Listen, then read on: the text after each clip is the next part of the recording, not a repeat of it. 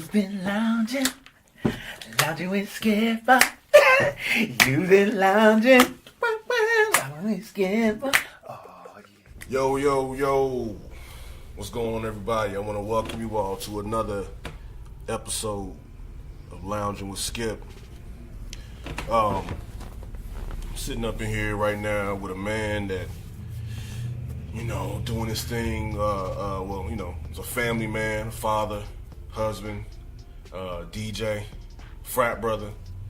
He goes by the name, it's Derek Granberry, a.k.a. Smoooth Mellow-Dee. Yep.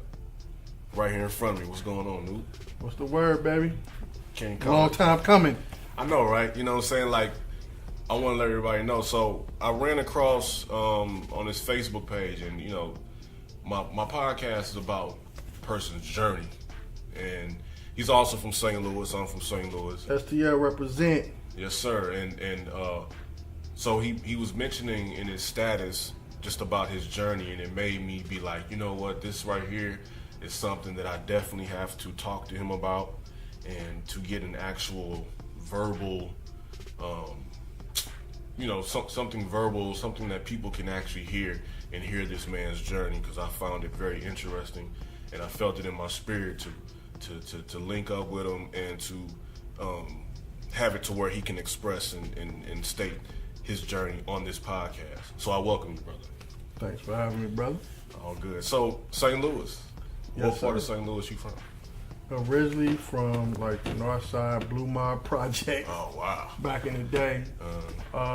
Then, you know what I'm saying, once the county started popping and we start kind of, getting, as a community, black community, start getting good jobs. I mean, my parents, one was a teacher, one worked at Wonder Bread. So if you go to my social media and my social media platforms, you will notice that I have an abundance of food, especially pastries and sweets. And I can attribute that to my daddy working at Wonder Bread Hostess. Okay. So imagine what them cabinets was looking like back in the day. Yeah. So yeah, man. So once we kind of got on our feet and really start solidifying the household, family moved us out to North County, Jennings to be exact. Yeah, I grew up in North County also. Yeah, so that's where I was at most of. I mean, yeah, we was there. I was living in Jennings, but went to Riverview Gardens, school district. So When'd you graduate? 1990. 1990. Yep, the year Poison came out. Shouts out BBD. Wow. So the year that was your senior, like one of the senior records that was like popping. Yeah. Your senior year in high school. Yeah, and I remember so vividly because, starting my DJ journey, probably like getting involved in it when I was like maybe 12 or 13. Once I got to high school, I remember specifically like it was a crew called TKO DJs. And they were like these white cats, and they were like super corny to me, you know what I mean? And so like with hip hop coming up later in, in the late 80s, we as a student body was like, man, we getting tired of hearing Jungle Love and all these, Now where was they playing this music? This was at the school dances. So okay. Homecoming, Sadie Hawkins, Spring Fling, Prom, all that. So by like my junior year, me and my crew, we was like, man, we need to really take this over. So we started politicking and getting with the student, body leaders first. And then since they were kind of at the house parties, we was DJing anyway, it kind of helped us out. And then so from that, by senior year, like my DJ crew, shouts out Baseline. Baseline. We did Riverview Gardens like that 89, 1990 school year. We did all the parties from homecoming all the way to prom. So I remember playing Poison at my senior prom. Wow. Yeah. Wow. So growing up, before you got into DJing at age 12, you were into the music scene back when you were like in grade school? Yeah, for sure. What was your first influences as a kid that you first heard where you gravitated towards the music? Well, the music first got me, I would say definitely, I'm a 70s kid, so definitely a lot of the old school R&B groups, definitely if the Jacksons and and Prince was heavy in my rotation. I just remember still having like when Purple Rain came out. Yeah, I remember, in '84, I remember having that purple vinyl, and I think I had it too. Yeah. I had the album. Yep. Yeah, Purple vinyl. Rain. Yeah, Purple Rain album. I remember I had the record, and I may have been like 8 years old, 9 years old, and my mom bought it for me, and my aunt, she told, she's real religious, and so she told my mom, what is he doing with that record? And I remember I went to school and I came home from school one day and the album was gone. Oh. Yeah, and I asked my mom, I said, what happened to the album? She said, well, your Aunt Sherry said that you don't need to have that album, so I got rid of it. And I never had that album ever since. But, I mean, come on, man. Like, growing up listening to, Darling Nikki. Yeah, man. The Beautiful Ones. Yeah, man. So that was the beginning influences of hearing those records. Yeah, I think from a point of actually being starting to kind of grasp on the music. I mean, we're products of what our parents play for us or what's popular music, but when I heard that album, just from a musical standpoint, that was like the first album that I got it. Like, I understood what it was. And so from that, it just kind of led me on this journey of, eventually finding hip hop, and then from that, anything that. What was your first hip hop record you? The first hip hop record was definitely Rapper's Delight. That's the first one that you heard. Heard. And I just remember riding in the car with my mom and it being on the radio and me just going bar for bar, just hitting every line. And she was like, boy, if you knew them books the way you knew this song, you grow up to be, real famous one day. Yeah. So, that's like my earliest memories. But from that, what was the first rap album that you had? Run DMC. Which one? Raising Hell? Nah, the one actually, it was before the album. It was King of Rock. Nah, it was before King of Rock. Whatever the album, the first album was Run DMC, but they released a single. Here we go. Okay.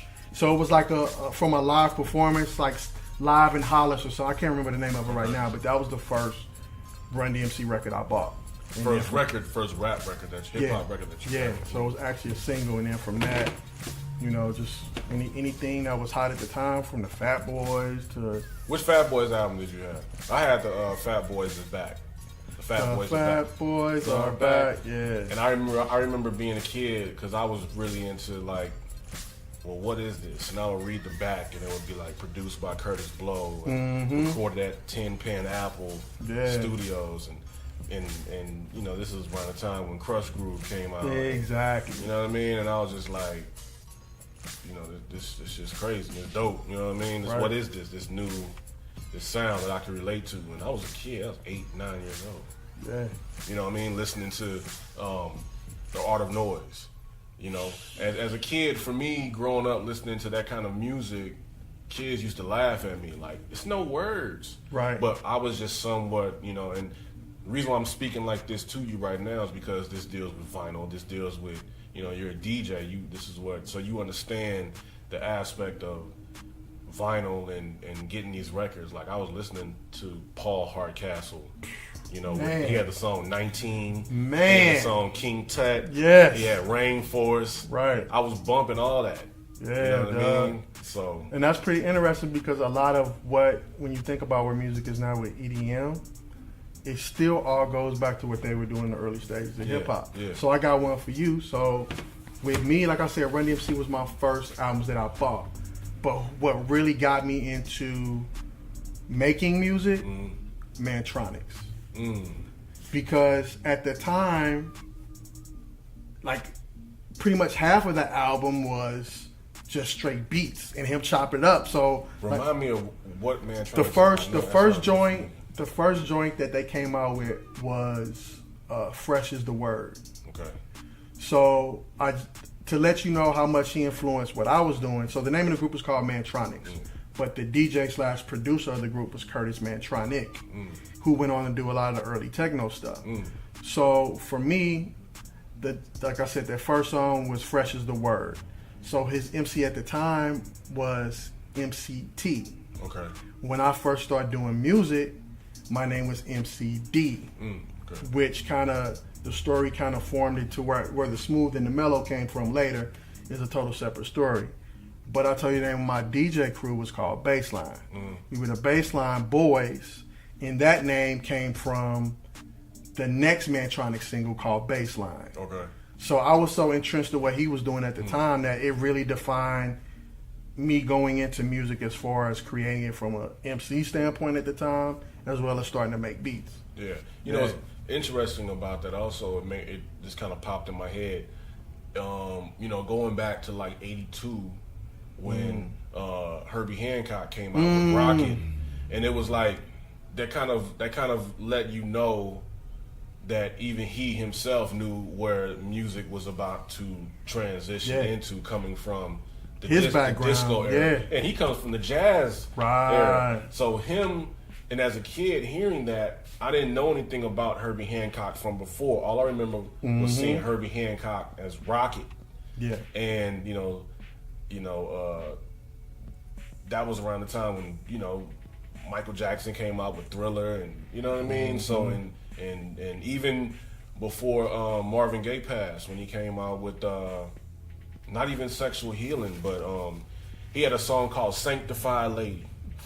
You remember that? Yeah. And that was him trying to fit in with modernized sound of, but it was all kind of stemming on some hip hop.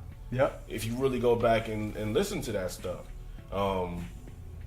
It's interesting, man. The 80s was so pivotal for, you know, folks of our age, as far as like in hip hop, and you know, these kind of conversations can only be talked about with real music heads to understand music. What you know about Tour de France?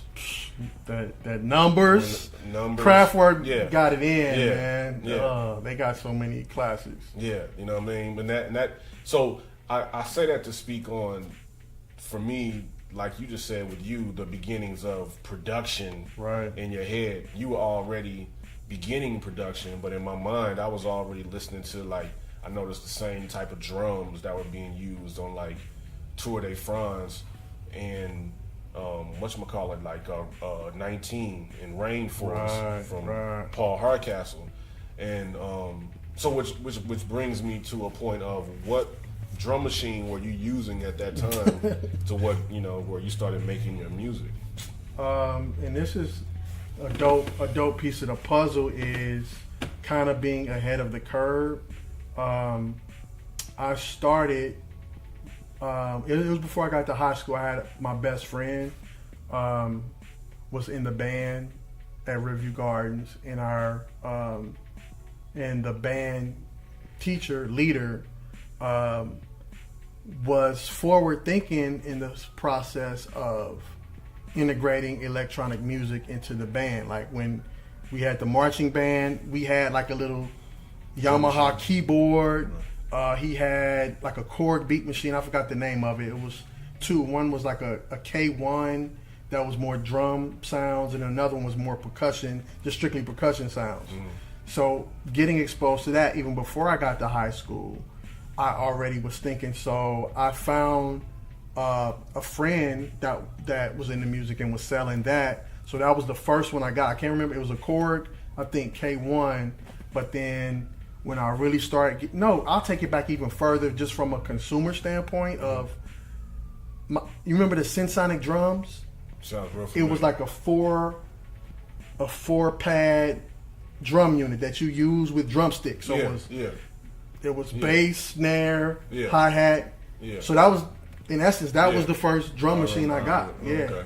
But once I really got into, doing music, like with forming a rap group and doing music, it was the Yamaha. It was what MC Hammer used, the Yamaha RX-7.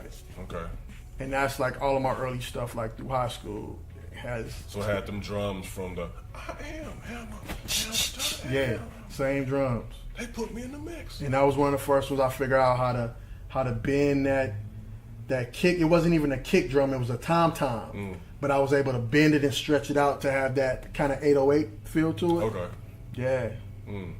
So age 12, you got into doing this and in production, and were you all recording, or you were just? Yeah, man, we had a few recording situations. Now, around that time, was this around the time of Coming Soon? Was because okay, so in high school you graduated and then you went to college. Yep. What college did you go to? Central Missouri State. Central Missouri State. Warrensburg, Missouri. Warrensburg, Missouri. Yeah. Wow. I went to Central Missouri State one time. Went out there to visit a homeboy. What was that experience like? Oh man, I forgot, man. I was high, man. It was sometime. There was a lot of that going on campus. It was sometime like fall of '95. Yeah. We had went up there. We had road trip from Lincoln and went up there, whatever, and kicked it for a couple nights. You know what I mean? Went to some parties. It was a fun time. You know what I mean?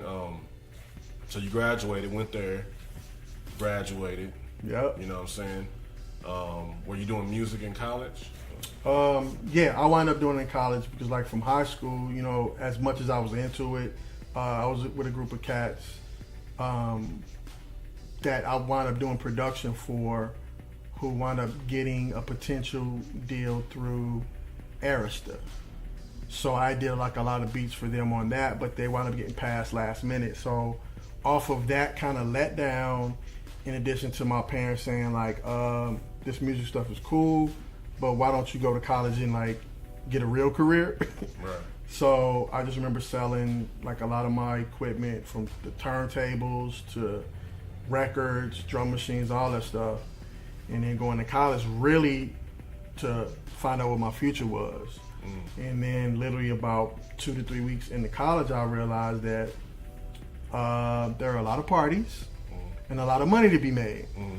So from that, I picked the DJing back up, and then with hip hop being such an emerging platform, there was just so many cats that was trying to rap and do stuff. So I wound up kind of loosely, not really having direction with, oh, this is a crew or whatever, but I would just, for fun, just kind of start making beats again and stuff like that. And then DJing parties. And DJing parties, that became my main focus in college. Yeah. Yeah. So, were you like DJing like Kappa parties before you was a member?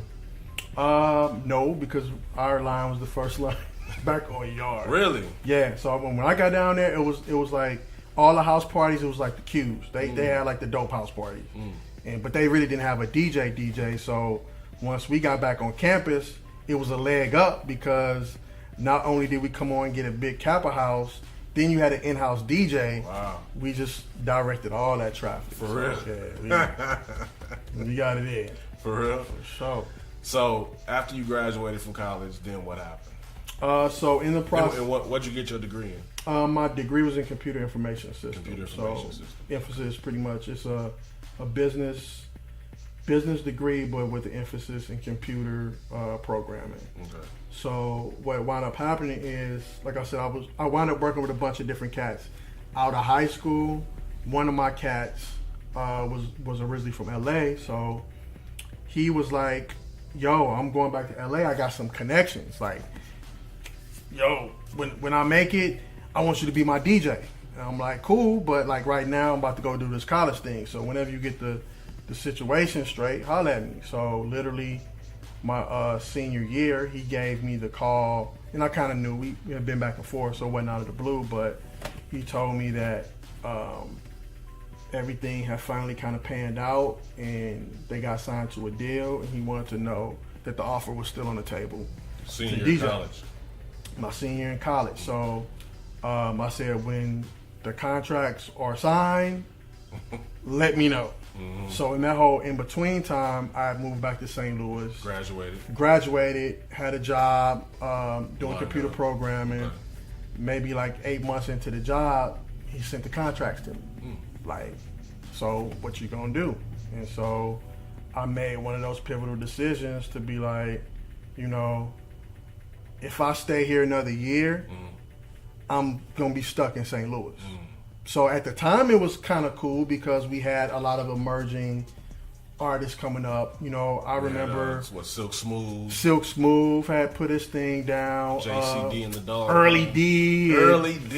Oh, Dangerous D. All those cats. So it was really starting to build up at that time. Hey, who was dude? Who's like went to the fish house to get some fish. That was Early D. Early D. Yeah, that was my. That's Dun, dun, dun, dun, dun. Yeah, man, I forgot. I was on the compilation with that group I was talking about. Man, that was my joint back in the day. Went to the fish house to get some fish. Hey, the simplicity of it, man, was the beauty of it. Yeah. So, yeah, man. So once it's a music video on YouTube. Oh, I need to find that. Yeah, on YouTube with that.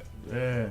So once he sent the contract back, I'm like, I'm good. But, you know, and it was a little bittersweet because I had finally started to build my name in the St. Louis streets. What was you doing? Pretty much just run up after a lot of the cats that were doing the club. You know Cool Odie? You know Cool. I know of him, but I was that next breed up under them. So it was DJ Cut. It was Charlie Chan Soprano. Oh yeah, Charlie Chan. You know, and so I was in the streets with the cats like DJ AJ, DJ Standerman. Like those were my guys who we were kind of like the young guns in the streets doing it. You know, Voodoo. Okay. Chaos, man. I got to shout out Big Chaos, man, because moving to LA, he kind of gave me the speech that I needed to hear to go. So, yeah, so I picked. What was something that stood out to you that he told you? Man, he just told me, like, you know. Was this before the whatchamacallit? What was the name of that group? The Whole Nine? Yeah, was it? Yeah, he wasn't even doing music then. Okay. What he knew was that he had done radio for a while and had made some good contacts. The cats, I don't remember what their name is, but you know who the Goodfellas are, right? I think so. The Goodfellas at the time when I moved out in '98, they were like one of the hottest. They had one of the hottest radio shows on Power 106 in Los Angeles. Okay. Romeo and DJ from St. Louis. They, I think, started out as an R&B group back in the day.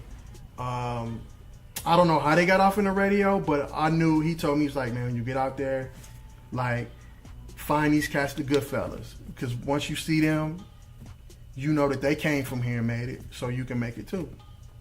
And I just kind of took that philosophy when I got out here. And I never really met them till like later in the process, but he made it make sense to me. They came from the crib and make it, so you can make it too. Right. And that was kind of like my whole method behind my grind when I got here. That was 1998. 1998. Yep. All right. So you came out here.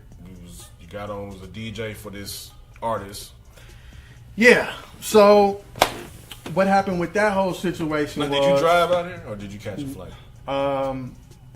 Initially, I caught a flight because it's just me. Like I'm very organized and methodical to my approach to anything. So my catch-all was, I know what he'd been talking to me and telling me about on the phone. You know, we didn't have email back then. Like you didn't have internet, so you could put up a page and see all that. Yeah. So in a sense, I was still rolling the dice. It was one of my good cats from back in the day, but you know, you just never know. Right, because it wasn't on Instagram where you like, well, it looked like he's popping. Yeah, you never know. So it's like, I just said I'm coming out. I'm gonna fly out, see what it is, and then if everything checks out, I'm gonna go back home and get all my stuff and come out. So when I came out, things were still kind of in process at the time, but long story short, the deal and everything we had in place just pretty much fell flat, and they wound up releasing us. So I went from being a fresh college graduate looking at a prosperous career in computer programming to at one point being homeless on the streets of Long Beach, just roaming around trying to figure it out. You was in a car or you wasn't? Nah, I ain't no car. So you was just kind of going from house to house? Yeah, like he had a crib, and that got shady because now this is where I say, he said, oh yeah, I got somewhere for you to stay, but he didn't have nowhere for me to stay. But I wound up staying with him and his pregnant girlfriend. That created a rift in the house, so he wound up having to kick me out. Yeah. So from that, then I kind of, roamed around. I found like a little roach motel, like a for real Roach Motel. Like I slept with the lights on, type of Roach Motel. So how long was this going on after you moved? That was probably like once I finally found a hotel, because I mean the other side of the game was what he was doing to maintain himself at that time was not of the legal nature. Right. So I wound up pretty much being inside of establishments that had police surveillance, and a bunch of traffic running in and out. To the point where I was like, man, I had like a new credit card I got from like being, fresh college graduate. Yeah. They're trying to give you credit and mess your credit up. Yeah. So I went from that. I was like, I got this money on this credit card. I'm gonna leave enough on it, my escape route, if I have to catch a flight to go back home, and I'm done. And I went and stayed in this hotel, man. For that covered me in the Roach Motel for like 2 weeks. What did the credit card? So you spent it up. Yeah. Yeah. So in that 2 weeks, it was a gut check. Like, what you gonna do? Now, how long was it basically after you already moved out here and now you're in this position? That like was 3 months. 3 months. Yeah. Wow. So my game plan was, if I said I already quit my job. Yeah. So whatever I do now, I'm starting fresh. So if sink I'm in or swim. California, I got to start fresh in California. Yeah. Because if I go back home and start fresh, I gave up. Yeah. Yeah. You know what I'm saying? That's how it was for me when I came out. Yeah, it's like You here now? you here. It's like, what's the point of going back to start over on that? Like now, right. for then folks looking at you like, man, what happened, man? I thought you was gone. Right. Nope, not me. You ain't gonna call me failure, You know what I'm partner. saying? Yeah. So you Yeah. just stayed out. You know what I mean? That's how it was with me. Living with my cousin for like a couple months, sleeping on the couch, and then like the landlord was tripping, like, and so she kicked me out, and so I'm sleeping in my car for like a week. You feel me? And just to be able to go from that to, end up going and moving into this this hotel. It was like a place where you can like, rent a room, but you pay weekly, and that was like a Roach Motel. We all been there, bro. You know what I'm saying? Where it was it was like around now, like around this time, 8 years ago. And Again, for me this time, 20 years ago. You know what I mean? So maybe this is like moving season. it is March. March is but then the whole thing occurs with, okay, damn, now what am I gonna do around like now? And in the valley, it's extra hot, so this place had no AC. I was taking cold showers. You know what I mean? I was taking cold showers. Yeah. And it was so hot that I'm sleeping at night with the fan on, blowing hot air, and laying my head on the pillow, and I'm sweating, and my pillow is wet. Wow. I'm sweating. That went on for about a month and a half, 2 months. Yeah, man. So I say that to say, for those that are, have this mission, this journey of, transitioning to another city, and we're speaking on transitioning from wherever you are to move to LA. Yep. Sometimes everything ain't gonna be, glitters and gold, and the road just being paved the way you want it to be. Sometimes it's gonna be the bumps in the road and the jagged edges that's probably gonna cut your feet as you walking through. But if you have that determination and that ambition to say, you know what, I ain't going back, I'm not budging, and I'm gonna basically handle this, and start. And honestly, when going through that stage, you kind of become more one with you and God, because now it's a test on your faith. Indeed. You know what I mean? On what God is providing for you. So then what happens? So you're like, okay, you know what? Let me start over. So now what? Yeah, man. So I made the decision to stick it out. So like I said, it was a soft move, and the rest of my stuff, like as far as like all my records and all the tools of the trade that I was gonna really need if I was gonna stick it out, were back at home still, packed up and ready to go. So just with God moving in the midst of the chaos, I had a friend that was moving out here with her like best friend, and so they were like, "Yo, we got a deal for you. You can ride back with us and bring all your stuff on our truck if you just help us drive. And you can post up with us for a while till you get on your feet. So I'm like, blessing. I mean, the blessing wound up leading to another homeless situation, because once I got out, I did get like a job doing security up at KTLA, up on Sunset and Bronson. My first job, I was like Otis, the flashlight cop, but it was my first job bringing in income. Happy. And you were happy. Yeah, because I was here. I felt like I was now ready to transition and start laying the foundation for my future. And the dope thing about LA in general is we come a dime a dozen. So everybody that moves out here to do something are kind of going through some sort of variation of the same thing.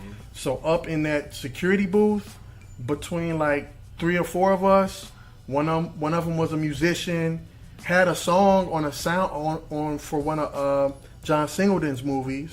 Another cat sang. So it was like kind of letting you know that you're not alone in this struggle. And we would just kind of motivate each other. And so that kind of is what got things going for me as far as really putting those wheels in motion. And, you know, I think after a while, you know, since the wheels in motion did not roll as fast as my roommates would have liked me to do, they wound up saying like, look, bruh. The girls. We gave you a couple months. We kind of want our space back. So you got to go. So it's put myself back down in Long Beach with my partner. And we just, you know, we just thugged it out together for a while, literally. And sooner or later, the decision had really changed. Now, during this period, what kept you grounded to where what kept you focused on something? Because in situations like that, if you're not focused on something in particular, you'd be like, you know what, I'm out. Yeah, it was the art. It was the art form. It was the fact that by putting me back in Long Beach with my friend, making music again, that was my drug. That was my drink at the end of the night. It was my release. This is what I was here to do. So even though I was struggling, I was able to do what I came out here to do. Right. And so, you know, that was what got me through. Right. And so in the meantime, I did that. I still had, I mean, the moment that changed my life, because that starving artist thing ran its course, and I'm like, I got to do something. Yeah. Like, this security job is cool, but I can't live off of it. Yeah. And then one of my friends, luckily that moved out here from St. Louis, who I also went to college with, she was like, yo, I'm gonna come scoop you up. One of your frat brothers is having like a birthday party. It'll just be good to just get you out. And you never met him before. You just was like, no, I knew him. Like he's from MUEP chapter Southwest, so they saw us when he was online. Okay. So I knew he was out here. But for those who don't know, LA is just a huge city, and so for somebody who definitely is not all the way on their feet, can travel how they want to travel, like I hadn't caught up to him yet. Right. So going out to his party and seeing him, I wound up running into a friend. Who's more than a friend to me now. She went to high school with me. Didn't really know me, but knew the name Granberry because my brother was kind of a star athlete there. So all she knew was like, okay, you from St. Louis, you trying to do music entertainment, I may have a plug for you. What are you doing now? You working? Not really. I got a security job. She asked me what my background was in. I said computers. I may have a lead for you on a job. And you DJ, I may have a lead for you to do some events for me because I promote different events for different companies and liquor brands. So Jolena Johnson is my LA angel for real, because without her, after that, like when I moved out in 98, after about like fall 98, I would have been gone. If I had not run into her at that party, I would have been gone. Yeah. So, going to Frat Brothers party, if it wasn't for that, then you would have been about. I would have been about. So after you linked up with her, what happened towards things began to look up? So from everything kind of starts from financial situations, Right. and Because you got to be and a place to lay your head. Right. So those two things. now I was on the couch. So the dope thing about where she found me to live, it was one of her friends. It was a group of her friends that were all kind of Midwest based originally. It was a 4-bedroom apartment, and they had a couch. Everybody that stayed in that apartment started out on the couch, but whoever was there before wind up either getting a better job, getting casted on a movie, blah, blah, blah. So that person would upgrade their situation, move out. The person from the couch would move into one of the rooms. So it was the same situation. There was 2 of them from Kansas City. One cat was from St. Louis, and the other cat was from Chicago. He was a comedian. His name was Chip. So her friend... She was friends with the guy from St. Louis. Well, she was friends with them all, but she was like, my friend Chip, he does comedy, but he also works for this company that does something with computers, and they're hiring.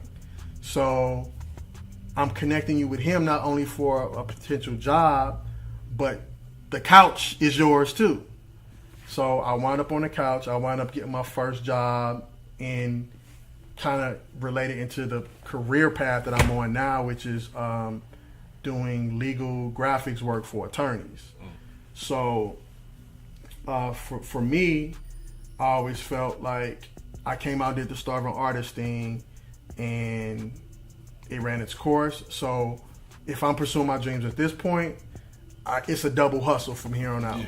So from that, I started off, in that career, in the computer career, but having those connections with the people in the house that I stayed in, and the girl Jolena, who kind of connected all the dots for me, she started getting me gigs working with her, doing these liquor brand promotions, which led me to get my first club gig, which led me to getting connected with pretty much my DJ mentor, who kind of took me under his wing, man, and he was doing a lot of events, from events sponsored by Nike, Adidas.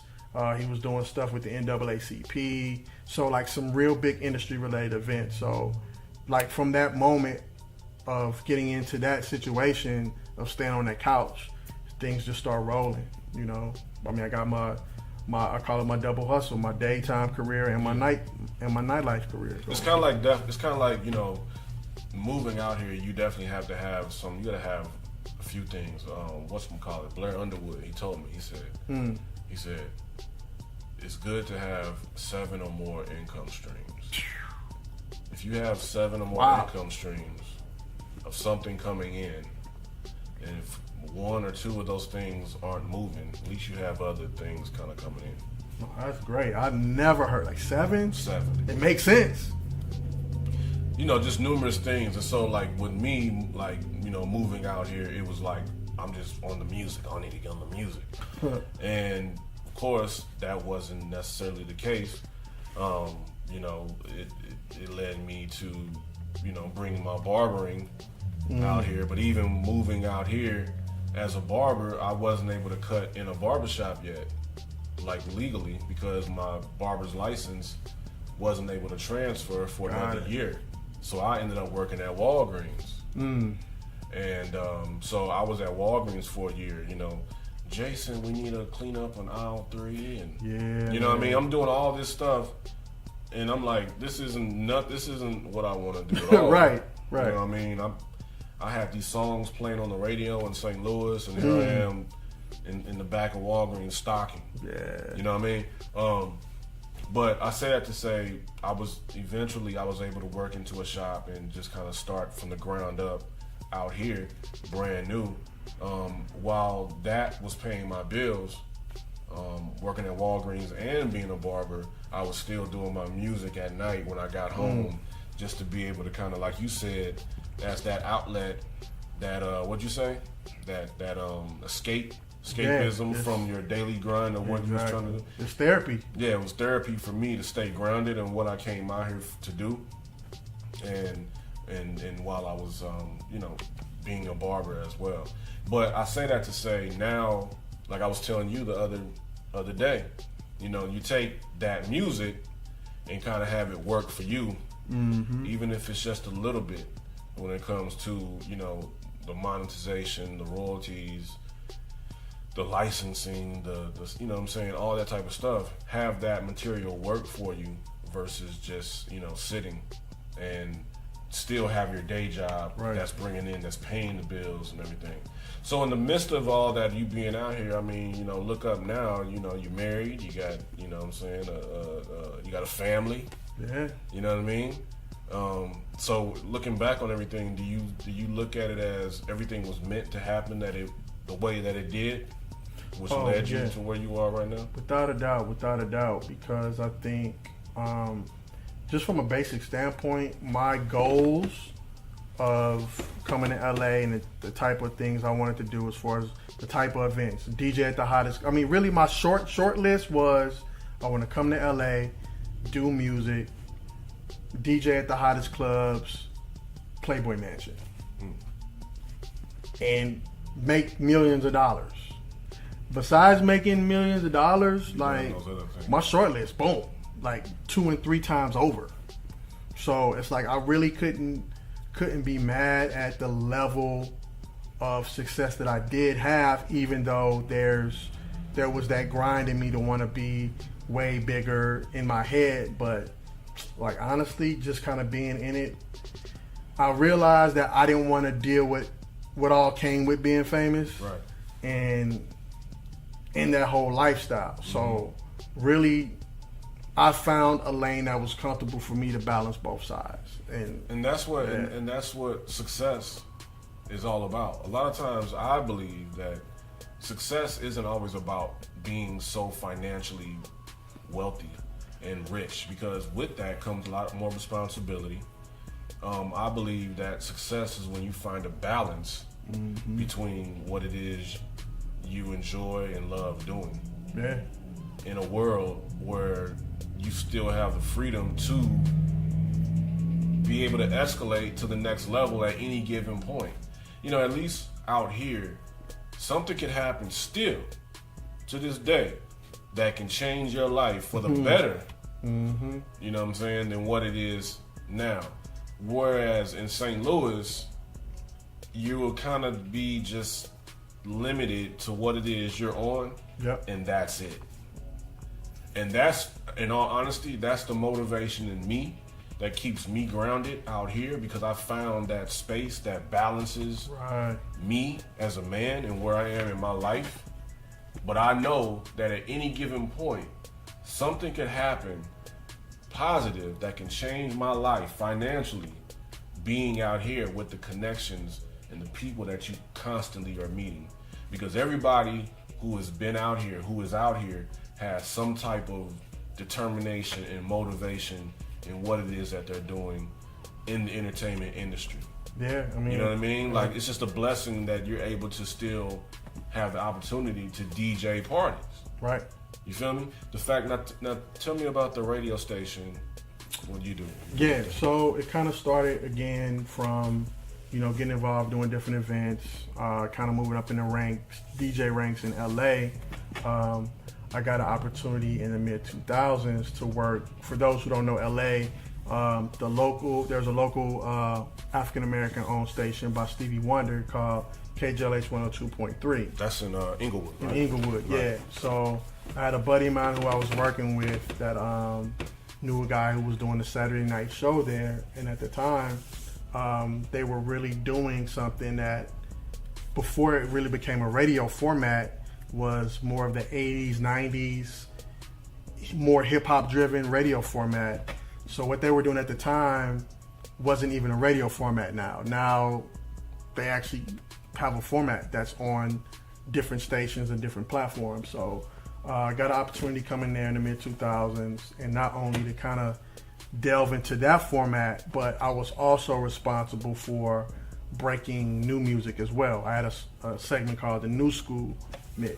Okay. And so in the mid-2000s, and from West Coast standpoint, there was a large growing in the hyphy movement out of the Bay, And from that movement began to trickle down into LA, a dance scene that was called the jerk movement.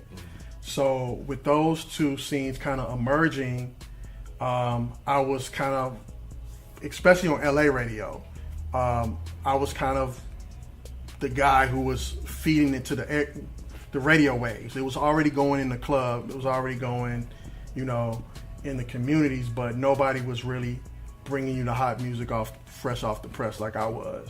So just kind of having that time, what we saw happen in a few years later, once those teenage kids grew up to be young adults, then you had this whole ratchet movement coming out. So then you saw DJ Mustard, YG, all those guys started from the jerking movement back in the day. I mean, shouts out Impact Record Pool, one of the most legendary record pools in the game, rest in peace, Foot, that I watched through that record pool. I watched all these emerging forms come together, watching these cats start. I remember Mustard playing his first beats during the meetings. I saw him and the Bay Cats connected and created this whole new sound out of LA that is probably the leading music of commercial music that's out now.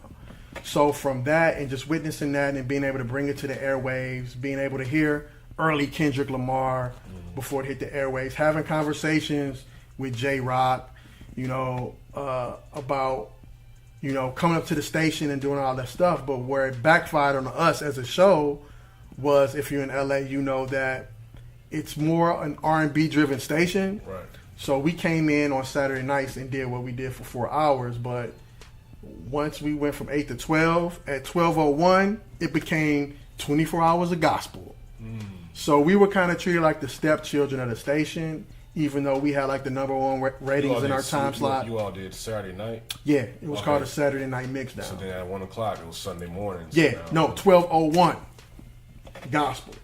And shouts out to LV, who still to this day has the hottest gospel mix show ever. You're definitely not listening to traditional gospel music. But yeah, man, so after that kind of ran its course, and not really being able to get the backing behind the station that we would like, we turned to the internet. Yeah, we turned it to the internet at that point, which was an emerging platform as well. Right. What year was this? This was 2000. Really, we got it first started in 2009. And so from that, we were doing a lot of the stations. We would record them up at KJLH, and we had a whole visual element, and we were just trying to be pretty much like what the Breakfast Club became. I mean, it's a different concept in some ways, but what they were doing, we were trying to integrate that multimedia streams from not just being on radio, but to also be eventually on TV as well. So we just kind of did it as a release from being pigeonholed at KJLH to just really figuring out this is the way of the future. And so we've been running with that platform ever since. So it's been there since 2009. Yep. The past 9 years. Yeah. So have you noticed an increase in listeners and everything? I mean, that was 9 years ago. The internet and social media, everything has greatly expanded since then. I mean, it's kind of a. Cause I've seen that you all have had Willie D up there, and the focus of our show really is paying tribute. It's more when you think about what Drink Champs does as far as their guests, honoring the legends in the game while they're still here. And Nori says it all the time. In the culture of hip hop, it's not really built. It's not really set up that way. We're always built to just go back and forth. Who's the dopest? It's set up on a debate of who's the dopest, and cats proving how dope they are. But we felt, because we didn't just limit it to hip hop, we felt as far as actors, actresses, R&B artists, we just wanted to reflect on our current day legends. I mean, because we worked under Stevie Wonder. I've DJ parties for his daughter. He would come hang out some Saturdays with us in some hole-in-the-wall club just to come hang out and be out. So it's from that, after you work, or next to a living legend, it's kind of you can't talk to anybody and say nothing bad about Stevie. He's a living legend, but we come from the hip hop generation, and we have legendary people from our generation as well who are still here. So it's really us really trying to give their roses to them while they're here. Yeah. And that's the main focus of our show. Dope. Yeah. So when people get their music played there on the station, is that, I mean, like, does that pick up as far as like for, you know, getting paid off royalties and things like that? That's the thing about the Internet. The internet. It's still kind of the wild, wild west. So the major platform we're on is Dash Radio. Okay. And so with them, I know that there's some sort of tracking system that's being used with them because they're trying to move to the degree where their numbers count like other whatever like the old BDS system used to be. Whatever that new system is, they've been working for the past few years to get those type of ratings on their station. So like once that hits, I mean, I'm sure like getting music played on there will equate to just the same as getting it streamed on iHeart Radio. Yeah. So that's why the good thing being with Dash Radio right now is the best thing about what we're doing. But to answer your question earlier about how it's becoming an emerging platform, the downside to technology, and that's across the board with anything, is technology makes things easier. Right, more easier to get a hold of, and sometimes people don't want to basically listen to the radio to wait on a song to come on. Now, if they're basically, you know, maybe wanting to hear, you know, everybody wants it on demand now. They want it when they want it. Yeah. Like right now, listening to this podcast, people will press play because they want to listen to this. This isn't, you know, forced down anybody's throat. We don't have to be listening at a specific time. Right. We can stop and go whenever we want to do it. Right. You know, and that's why I believe, you know, podcasting is a good platform. Because sometimes in radio, you know, once again, unless the radio format is put like in a podcast type of format, so that way people can listen when they want to listen. You know what I mean? Yep. And that's what's starting to happen, I think, with a lot of the bigger platforms. But then you have to have licensing. Yeah. You have to have a license fee, sync license for that, because now the music that you're playing has to be compensated for, that way the artist can get paid. But even if you look at like with the Breakfast Club as an example, when they're on TV on Revolt and when they air on YouTube, they chop out the music segments. Right. So they don't have to deal with that. So like for somebody like us, it would be, you know, the most logical thing to do for us. But, you know, when it comes to technology, everything falls on me. So I can say that I probably do not have that time factor to go back and chop up shows every weekend. I mean, at one point at a previous station we were at, we had somebody to do it for us. So, hey, anybody out there interested in the internship with the AM Caffeine Show, hit us up at AM Caffeine Show. You see what we about. You see how we get down. So that may be interesting. Yeah, I mean, it's really easy work, brother. You can do it in your sleep. You know what I mean? Yeah. I mean, because like for instance, with this podcast, the music that's playing right now, you know, is all me. I mean, hey, you know what I'm saying? So, that's what it's about. You know, keep it in house. Yeah, versus, you know, me trying to get other people's music. Because I was also thinking about turning this podcast into a radio format. Yeah. Being able to play music. And, I mean, I still might turn it that way, but just play independent artists. But what you're speaking on is kind of, and just from a DJ standpoint, whereas the world of the DJ is now different because of technology, is because of what you just said. People want to hear stuff when they want to hear it. Right. So the fact that whoever's listening now, like DJs used to be the gatekeepers for music. We're not the gatekeepers anymore, because whenever you want to hear something, you can go to Spotify, you can go to YouTube, you can hear whatever you want when you want to hear it. Right. So if somebody's listening to your podcast, they're listening because of you. Right. They don't really care about the music as much. I think that's why, and this is just me like sharing game with anybody that's out there that's looking to do any of this, is that something recently that I've discovered. people listen to podcasts because they want to hear the content, not the music. True that. Unless you're a DJ that has a following for the music specifically, and you're doing something special that everybody wants to hear, then whatever song you're playing, they can get. So if you're not doing a skip remix or blah, blah, blah, so that's why for you, it definitely fits into the format of what you're trying to do for you, and maybe even for the independent artists, because there is always people looking for new music, and there's always people artists out there wanting to get their that music want to get heard. their music, yeah. Right. So that's why even with the AM Caffeine show now, at the end of each Friday show, we have a segment called Smoooth-Dee's Donut, taking it back to what I was mentioning earlier with the sweets and the pastries. So, but the format of our show is based around the whole AM breakfast. It's a morning show. So the segment Smoooth-Dee's Donut is taking a joint that I pick every week that I feel is hot. And so I don't really give my opinion on it. I think I just try to bring new music to the people and let them decide, because it's all interpretational. You know, everybody has different thoughts. And one thing about social media, you could have Jesus Christ himself post about, I am coming, my return will be this Thursday.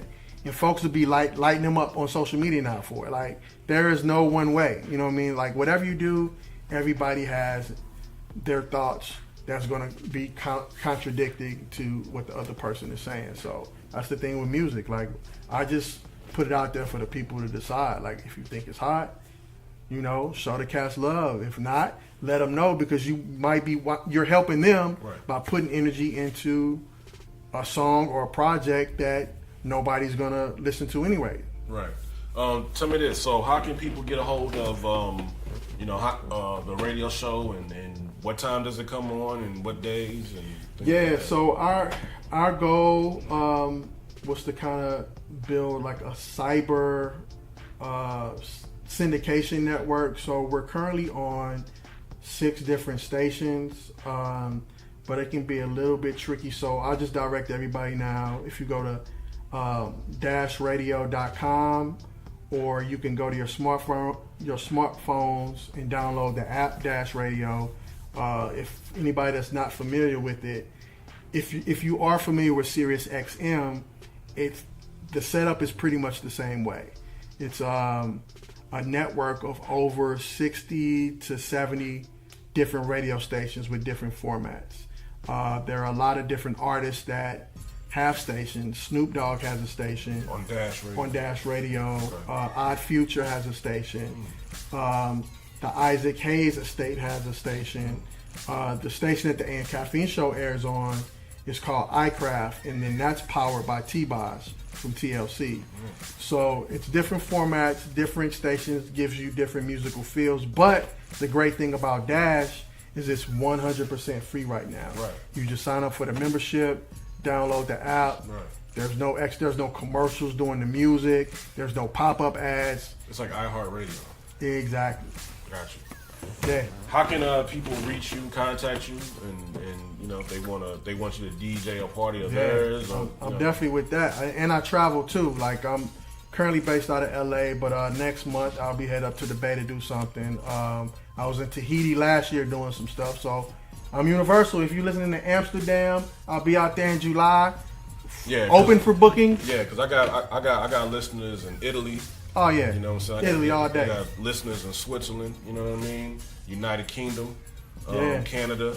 You know what I mean? Shouts out globally, man. Yeah, Thanks for tuning in. Yeah, definitely. I'm very appreciative and happy and blessed that I have listeners in those areas that are checking out my podcast. And tell a friend. Like, he's telling these stories that people want to hear. Yeah. You know, so as far as me, you can get me at all social media platforms. It's at Smoooth-Dee, but it's spelled with 3 O's. So it's SMOOTHDEE. That's Facebook, Instagram, Twitter. My website is smoothd.com. Again, 3 O's, 2 E's. And you can also find it in the description of this episode. Everything will be right there as well. What's some last minute thing that you just want to tell people that want to, venture out and, just to pursue their dreams, their passion, whatever that may be? What are something influential that you can, let them know to keep them motivated? The motivating factor is, if you have a dream, never let the dream die. Like, always focus, even from telling my story, Skip telling his story, like, we run into those points in life where we have to put our energies elsewhere from our dream. We have to support ourselves. We got to have money.